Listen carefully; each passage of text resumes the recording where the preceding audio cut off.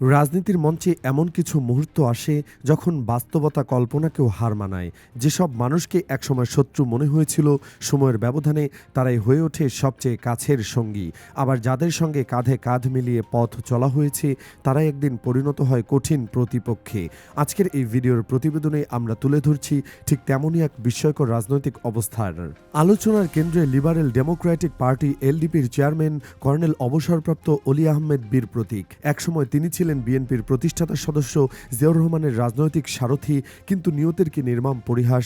২০০১ সালে যে জামায়াতে ইসলামীর একটি সামান্য আসনের দ্বন্দ্বে তিনি পুরনো দল বিএনপির সঙ্গে চূড়ান্ত বিদ্রোহ ঘোষণা করেছিলেন, সেই একই অলি আহমেদ ২০২৫ সালে এসে বিএনপির নেতৃত্ব ও তারেক রহমানের প্রতি জমা হওয়া তীব্র রাগ ও ক্ষোভ থেকে ঠিক সেই জামায়াতের সঙ্গে নতুন করে জোট বাঁধছেন। শত্রুতার মূল কারণগুলো আজ বিস্তৃত। তারাই এখন পরম বন্ধু। যে জামায়াতকে কেন্দ্র করে দীর্ঘদিনের শত্রুতার জন্ম হয়েছিল, আজ তারা এক টেবিলে। বিএনপির ইতিহাসে সবচেয়ে বড় ভাঙন যিনি ঘটিয়েছিলেন, সেই কর্নেল অলিকে এবারও দেশের রাজনৈতিক মানচিত্রে কোনো অপ্রতিরোধ্য অঘটন ঘটাতে চলেছেন। এই প্রশ্নের গভীর উত্তর খুঁজতে হলে আমাদের অনিবার্যভাবে ফিরে যেতে হবে পিছনের দিকে।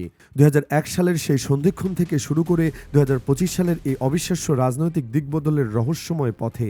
২০০১ সালের সাধারণ নির্বাচনকে কেন্দ্র করে ৪ দলীয় জোট তখন ক্ষমতায় আসার দোরগোড়ায়। কিন্তু জোটের শরিক জামায়াতে ইসলামের সাথে মাত্র একটি আসন নিয়ে দ্বন্দ্বে জড়িয়ে পড়েন বিএনপির প্রভাবশালী নেতা কর্নেল অলি আহমেদ। তিনি চেয়েছিলেন ওই নির্দিষ্ট আসনে তার মনোনীত লোক নমিনেশন পাক, কিন্তু জোটের বৃহত্তর স্বার্থে বিএনপি সেটি জামায়াতকে ছেড়ে দেয়। খালেদা জিয়া তখন অলির বিপরীতে জামায়াতকে প্রাধান্য দেন। এতেই ঘটে বিপত্তি। ক্ষুব্ধ অলি প্রকাশ্যে বিদ্রোহ ঘোষণা করেন। নির্বাচনের ফলাফল হলো তিনি অন্য সব আসনে জিতলেও ওই ঝামেলাপূর্ণ আসনে হেরে যান। এই বিদ্রোহের মাসুল তাকে ভালোভাবেই দিতে হয়। খালেদা জিয়া সরকার গঠন করলেও কর্নেল অলি আহমেদকে তার মন্ত্রিসভায় জায়গা দেননি। সেই সময় থেকে বিএনপিতে তারেক রহমানের উত্থান ঘটছে দ্রুত গতিতে। অলি আহমেদ, যিনি নিজেকে বিএনপির অন্যতম কর্ণধার মনে করতেন, তিনি তারেক রহমানের এই উত্থান এবং নিজের মন্ত্রিত্ব না পাওয়া কোনোটাই সহজে মেনে নিতে পারেননি। সেই সময় থেকে তারেক রহমানের সাথে তার সাপে নেউলে সম্পর্কের তিক্ত শুরু। ২০০৬ সালের ২২ অক্টোবর বিএনপি সরকারের মেয়াদ শেষ হতে আর মাত্র ৭ দিন বাকি।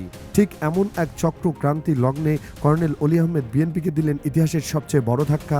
তিনি সে সময় সাবেক রাষ্ট্রপতি বদরুদ্দোজা চৌধুরীকে সঙ্গে নিয়ে গঠন করলেন নতুন দল লিবারেল ডেমোক্রেটিক পার্টি বা এলডিপি। তিনি শুধু একা গেলেন না, সঙ্গে নিয়ে গেলেন বিএনপির ৩ জন রানিং মন্ত্রী এবং ২৯ জন নির্বাচিত এমপিকে। বিএনপির ইতিহাসে দল ভাঙার এত বড় ঘটনা আর কখনো ঘটেনি। এলডিপি তখন হাত মেলান বিএনপির চিরশত্রু আওয়ামী লীগের সাথে, যোগ দিল শেখ হাসিনার মহাজোটে। আওয়ামী লীগ তখন কর্নেল অলিকে খুশি করতে ৩২টি আসন ছেড়ে দিয়েছিল। রাজনৈতিক বিশ্লেষকরা মনে করেন অলির এই দল ভাঙার ঘটনা মূলত দেশে ১/১১ বা 1/11 আসার পথকে ত্বরান্বিত করেছিল। যদিও 1/11 শেষ হওয়ার আগেই আওয়ামী লীগের সাথে অলির সেই মধুচন্দ্রিমা ভেঙে যায়, তাদের মহাজোট ভেঙে যায়। ২০০৮ সালের নির্বাচনে এলডিপি এককভাবে লড়ে এবং কর্নেল অলি একাই জয়ী হন। তিনি একাই সংসদ সদস্য নির্বাচিত হন। এরপর ২০১২ সালে তিনি আবার ফিরে আসেন বিএনপির জোটে, ২০ দলীয় ঐক্য জোটের অধীনে। শোনা যায় ২০১৩ সালে শেখ হাসিনা তাকে মন্ত্রিত্বের অফার দিয়েছিল, কিন্তু জিয়াউর রহমানের এই বিশ্বস্ত সহচর তখন বিএনপির প্রতি অনুগত ছিলেন। তিনি বিএনপি ছেড়ে চলে যাননি, মন্ত্রিত্বের অফারও গ্রহণ করেননি। দীর্ঘ ১৩ বছর তিনি বিএনপির সাথে মাটি কামড়ে পড়েছিলেন, ২০১৩ থেকে ২০২৫ সাল পর্যন্ত। কিন্তু ২০২৫ সালে এসে দৃশ্যের পটভূমি আবার নাটকীয়ভাবে বদলে গেল। এবার কর্নেল অলি দেখলেন তার নিজের দল এলডিপি নেতারাই তাকে ছেড়ে বিএনপিতে যোগ দিচ্ছেন। তার দলের সেক্রেটারি রেদওয়ান আহমেদ সহ এলডিপির পুরো অংশটাই বিএনপিতে ভিড়ে গেল। এতে ক্ষুব্ধ, অপমানিত ও তীব্র অভিমানে জর্জরিত অলি আহমেদ এবার নিলেন তার জীবনের সবচেয়ে বড় ইউটার্ন, সবচেয়ে বড় দিগবাজি। তিনি বিএনপিকে শায়েস্তা করতে, তারেক রহমানকে একটি রাজনৈতিক শিক্ষা দিতে এবার হাত মেলালেন সেই জামায়াত ইসলামের সাথেই। ২০০১ সালে যাদের জন্য তিনি বিএনপি ছেড়েছিলেন, যাদের জন্য তিনি মন্ত্রিত্ব হারিয়েছিলেন এবং যাদের জন্য তিনি খালেদা জিয়ার আশীর্বাদ পেলেন না, আজ সেই বিএনপিকে শিক্ষা দিতে তিনি তাদেরই মানে জামায়াতের কোলে আশ্রয় নিলেন। কি আজব এই রাজনীতি, তাই না? যাদের মাধ্যমে শত্রুতার সূত্রপাত, যাদের দ্বন্দ্বের জেরে ইতিহাসের বাকবদলের মতো ঘটনা ঘটল, আজ তারা গলাগলি করছেন।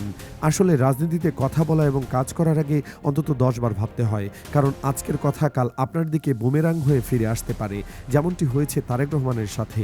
কদিন আগেই বিএনপির ভারপ্রাপ্ত চেয়ারম্যান তারেক রহমান লন্ডন থেকে এক ভিডিও বার্তায় জামায়াতে ইসলামীকে ইঙ্গিত করে ব্যঙ্গ করে বলেছিলেন, একটি দলকে আমরা ৭১-এ দেখেছি, তার উদ্দেশ্য ছিল পরিষ্কার, জামায়াতকে আবারও সেই ৭১-এর ফ্রেমে বন্দী করা, কোণঠাসা করা এবং ৭১-এর ফ্রেমে বন্দী করে তাদেরকে রাজাকার আলবদল গালি দেওয়া। কিন্তু ফলাফল কি হলো?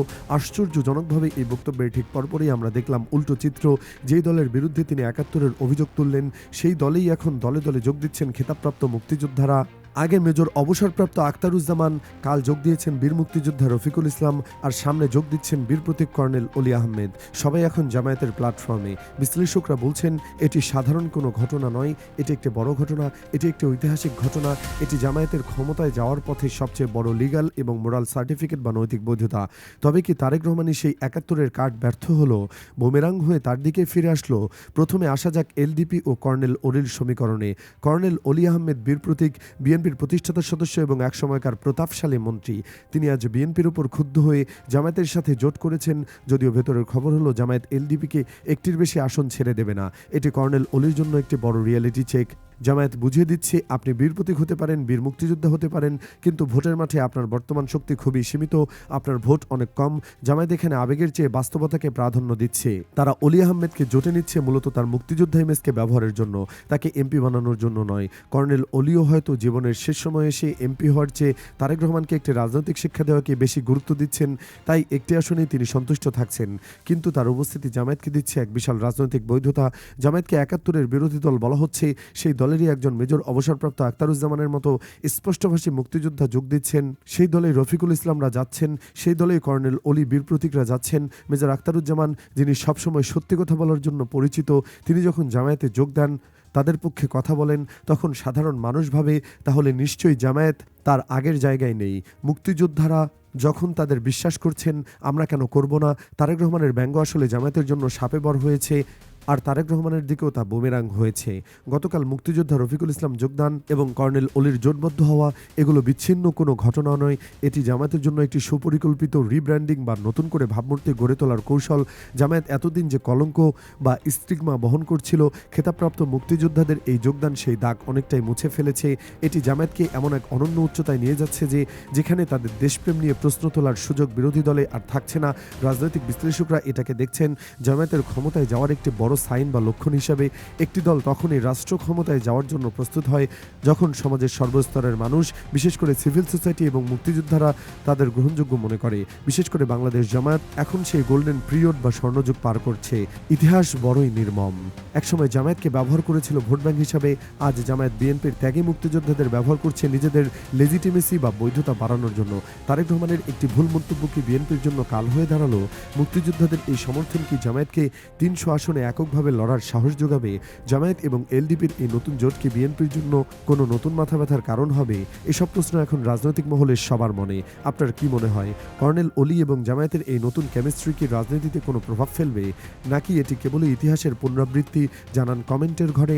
আর এই চ্যানেলে নতুন হলে অবশ্যই সাবস্ক্রাইব করুন এবং বেল আইকনটিকে বাজিয়ে দিন।